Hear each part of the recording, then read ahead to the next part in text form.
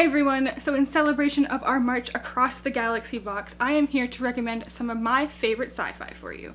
Now, sci-fi is such a very varied genre. There are dystopians and time travel and space epics and space operas, and there's so many different factions of sci-fi, so I'm kind of touch a little bit on each one in this video. So without further ado, let's get to the books.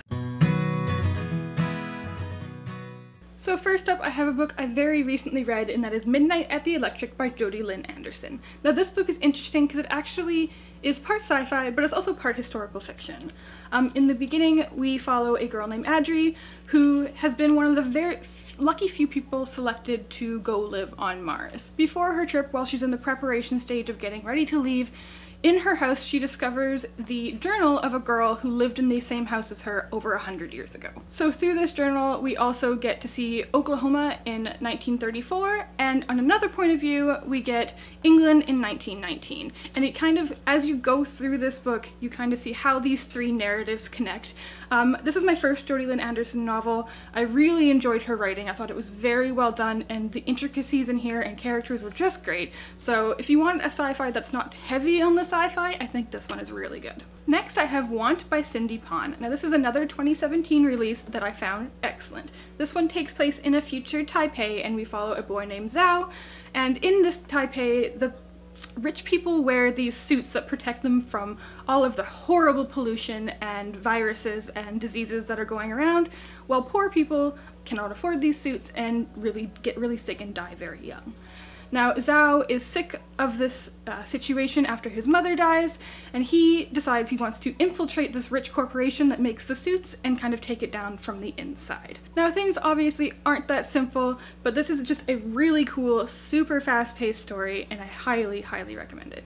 Next, I have Warcross by Marie Lu, and yes, I still need to grab my finished copy, shame on me, but this is a absolutely excellent sci-fi novel. In this book, we follow Emika Chen, who makes her living as a bounty hunter in this video game called Warcross that the entire planet has become obsessed with. What a bounty hunter does is they catch people who are illegally gambling within the game. Now, being a bounty hunter is very cutthroat business, and one day Emika finds herself hacking into the International Warcross Championship when something glitches and she actually appears within the game, and everybody around the world can see her. Emika immediately suspects that she is going to be arrested, as hacking into the game is highly illegal, but instead the creator of the game, Hideo, gets in contact with her and actually hires her to play the game in the championship to kind of go undercover and try to find a security flaw within the game. Super, super fun. It's very fast-paced. I think if you liked Ready Player One, you will totally like this one as well, even though it's a totally different story.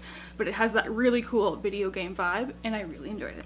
Next up, I have Illusive by Emily Lloyd-Jones. Now this one really surprised me. I read The Hearts We Sold, obviously, by Emily Lloyd-Jones last year, and when I saw that she had written another book I didn't even know, I immediately picked it up, and this is really fun. So this book takes place on Earth in a world in which the MK virus was decimating the population, but they found a vaccine, but one side effect of this vaccine is a small amount of the population all of a sudden acquired superhero-like powers. Now, these people who got these powers were granted an ultimatum. They could either work for the government or be deemed a traitor. Now, in this book, we follow a girl named Sierre, who is an illusionist, which means she can change the shape of her body and what she appears like.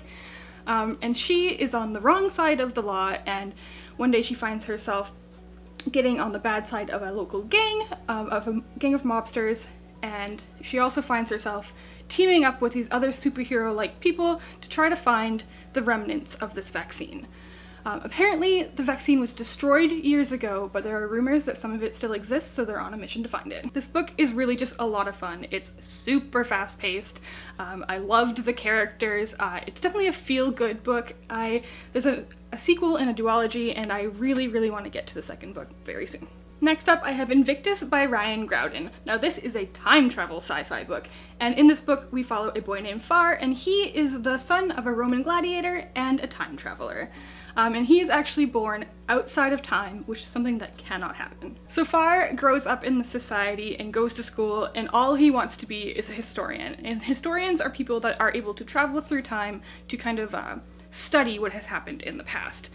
But you have to be very careful as a historian not to disrupt what has already happened, and he actually fails his final exam and is banished from this school. So in order to kind of achieve his dreams of traveling through time, he ends up joining a black market gang and getting his own ship in order to travel back in time to different situations, like the Titanic is the first one, to steal objects to sell on the black market. I loved the time travel in this one. This is another one that also kind of felt a bit historical fiction-y at times, as you do go to these very famous events throughout history. It also has a really good gang of characters. If you like kind of like the squads in YA, this one has an awesome one. The main character Far is complex, and his relationships with his crew are complex, and I absolutely adored it. It says on the back it's Doctor Who meets Guardians of the Galaxy, and I absolutely agree with that. 100% recommend. Next I have Brightly Burning by Alexa Dunn. Now this is a book that comes out in May of this year, and I really recommend putting it onto your TBR. This is quite literally a direct retelling of Jane Eyre that's set in space. It has all of the elements of Jane Eyre. One of the ships is called the Rochester. There's just everything you like about Jane Eyre you will find in this spaceship-based drama. It's super fun. All of the characters that you know and love are there, but if you like sci-fi, you're gonna love this retelling. Next up, I have a very recent release, and that is Unearthed by Amie Kaufman and Meagan Spooner. Now this is Indiana Jones in space is kind of what it's been sold as, and I definitely get that reference. This is a lot of fun. So in this book we start on Earth, and Earth has just intercepted a message from a long thought extinct alien race stating that they might have some sort of technology that could reverse the environmental destruction on Earth. We follow two characters named Jules and Mia as they kind of smuggle their way onto this planet in search of this technology. Now Jules is a scholar. He believes that this technology should be studied and for the promotion of mankind, while Mia is a scavenger and she wants to steal the tech to get money to save her family. So obviously they are on very different sides of the spectrum, but they end up having to team up and go through these different kind of temples and solve these different tasks, and all of a sudden it seems like maybe they are not alone. It's definitely an awesome first book in this series. I had a lot of fun reading it, and I totally recommend you pick it up. Next up I have Binti by Nnedi Okorafor. Now I literally read this yesterday, and I'm totally in love with this. This is a 90-page novella,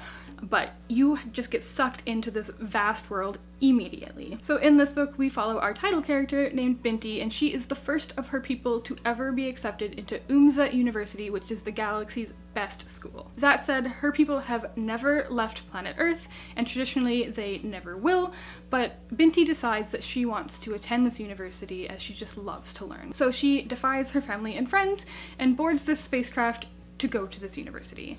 Now most of the story takes place aboard the spacecraft, where she makes friends, and almost immediately an alien race that people have been warring with for generations boards her ship and kills everybody but her on board. It is just a really great character study. It's super fast paced, the sci-fi is awesome, just so much happens in these 90 pages. I am absolutely obsessed, and I cannot recommend Binti enough. Next up I have a graphic novel, and that is We Three by Grant Morrison and Frank Whiteley. Now I read this a few years ago, and I will preface this with saying this book is really, really sad. And it involves animals, so if you can't handle that, don't read this book. I can't handle it, and it's been like 3 or 4 years since I read this, and I'm still scarred. That said, it's also a really great story. So in this book there is a US cybernetic facility that has started doing experiments on domestic animals, and they are trying to turn these animals into these kind of half-robot, half-living creature soldiers, basically. We Three is a test group of 3 animals, and they are prototypes, and they are always meant to be destroyed once the test is over. That said, because these are still animals, they still have, you know, animal feelings, so they also have survival instinct, and these 3, there's a dog, a cat, and a rabbit, and they kind of bond together and they escape this facility. It's very violent, it's very sad, but it's just a really, really wonderful story, and I definitely recommend it. I don't think anybody really talks about this one, and it definitely deserves some attention. Next up I have EXO by Fonda Lee. This is another recent read that I absolutely fell in love with. So this book takes place on planet Earth after an alien race has colonized the planet. These aliens grant humans these kind of upgraded almost exoskeletons, and these people become known as exos, and they work for these aliens. Now obviously there are a lot of humans who don't agree with this colonization, there are a lot that do agree with it, And it's definitely a really interesting exploration of oppression and colonization and all the different shades of grey that go along with that, but also in a really fun and interesting and fast-paced and great YA sci-fi novel. This is another one that I think only has about 500 ratings on Goodreads, definitely needs some more buzz, and I highly recommend it. And finally, I have Saga by Brian K. Vaughn and Fiona Staples. Chances are you've already know what this one's about, as it's probably one of the most hyped up graphic novels ever. But it's for good reason, because it's really fun. This is the story of two soldiers from warring planets who fall in love, and then they kind of have to go on the run when they have a child. The art in here is amazing. It's definitely adult, as we stated before. This is not a graphic novel for kids by any means. It gets quite dark and gruesome and violent, but the story is great. And if you haven't read it yet, it's recommended so much for a very good reason. Alright, so those were some of my more recent favorite sci-fi reads. Obviously I had so many to pick from. I do love science fiction, so please let me know some of your favorite science fictions in the comments down below, because I'm always open to new recommendations. As per usual, please like this video and subscribe to our channel for more. Happy reading, and thanks for being awesome. Bye!